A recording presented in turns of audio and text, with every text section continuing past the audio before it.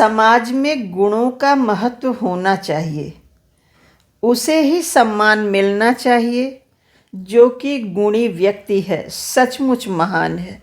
वो कहते हैं कि ब्राह्मण मत पूजिए, जो होवे गुणहीन, पूजिए चरण चंडाल के, जो होवे गुण प्रवीण।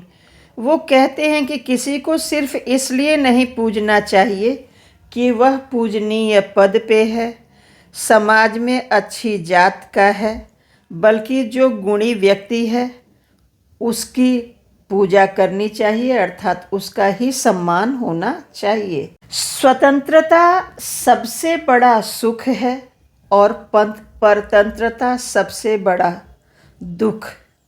ये पाप के समान है। संत रविदास कहते हैं, पराधीनता पाप है, जान लेहु रे मीत। रैदास दास पराधीन सो, कौन करई हैं प्रीत। हे मित्र, अच्छी तरह से समझ लो कि पराधीनता बहुत बड़ा पाप है। वह कहते हैं कि पराधीन व्यक्ति से कोई भी प्रेम नहीं करता, सभी उससे घृणा करते हैं। इसलिए अपनी स्वतंत्रता को अक्षुण्ण रखें। मनुष्य के किए हुए कर्म ही उसके सम्मान या अपमान का कारण होते हैं। जन्म और उसका कुल उसका कारण नहीं होता है।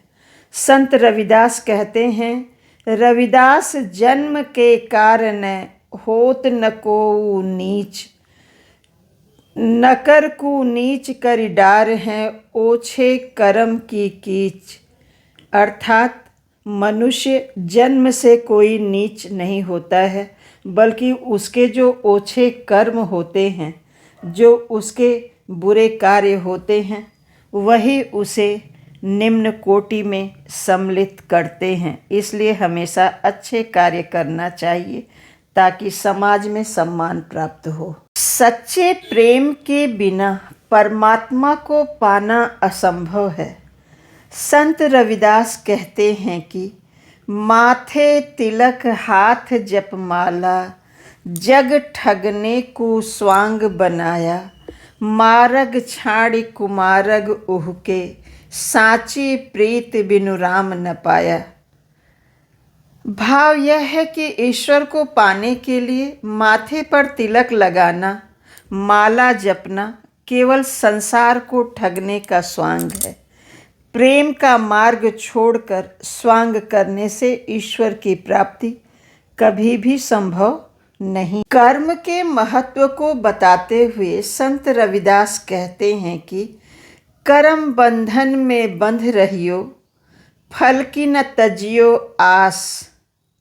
कर्म मानुष का धर्म है, सत भाखे रविदास। कि मानव जीवन में कर्म ही महत्वपूर्ण है। इसलिए मनुष्य का सबसे बड़ा धर्म है कि वह अपना कर्म पूरी ईमानदारी से करे। जन्म जात मत पूछिए, का जात और पात।